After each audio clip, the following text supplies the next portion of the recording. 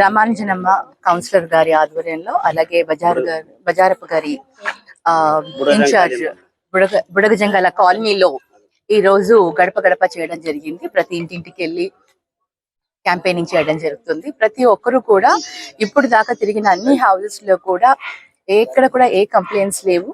అందరూ కూడా కొన్ని పర్సనల్ వాళ్ళ కంప్లైంట్స్ ఉన్నాయేమో కానీ ఫ్యామిలీ కంప్లైంట్స్ అట్లాంటివి, బట్ అందరూ కూడా చాలా సంతోషంగా ఉన్నారు.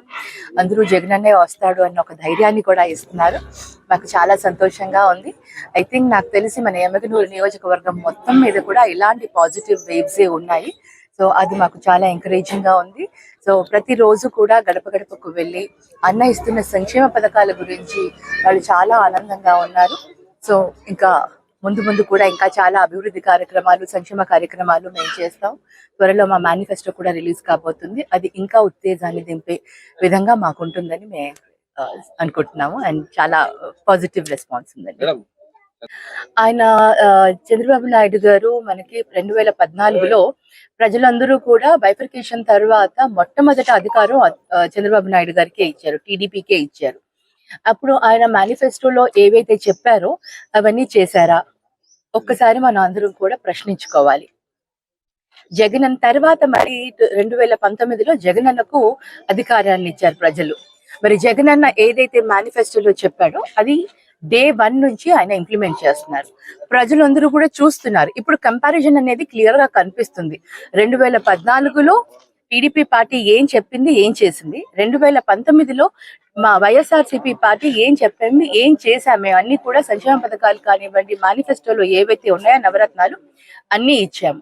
ఈ రోజు ఆయన వచ్చి బీసీ డిక్లరేషన్ అని అంటున్నారు కదా, బీసీలకు న్యాయం ఎక్కడ చేస్తున్నారు చెప్పండి? వైఎస్ఆర్సీపీ బీసీ, ఎస్సీ, ఎస్టీ, మైనారిటీలు అంటూ వాళ్ళ అందరికీ కూడా ఈ రోజు టికెట్లు ఇవ్వడం జరిగింది. మహిళలకు ఈ గతంలో 15 మందికి ఉంటే ఈ రోజు 19 మందికి మహిళలకు ఇచ్చారు. గతంలో 41 ఓట్లు బీసీలకు ఉంటే ఇప్పుడు 48 ఓట్లు 48 మందికి సీట్లు ఇచ్చారు. ఈ విధంగా మా పార్టీ బీసీలకు ఇంకా పెంచుకుంటూ వెళ్తుంది. బీసీలకు ప్రాధాన్యత ఇస్తూ వెళ్ళిపోతుంది. బీసీలకు ఎన్ని పోస్టులు ఇచ్చారు? ఆయన ప్రభుత్వంలో ఉన్నప్పుడు ఉన్న బీసీలను తీసేసి ఓసీలకు ఇచ్చారు.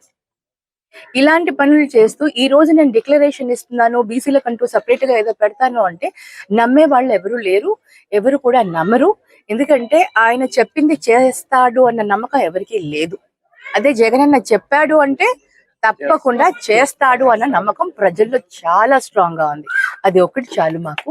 వాళ్ళు ఏం చెప్పినా కూడా ప్రజలు నమ్మే దాంట్లో లేరు.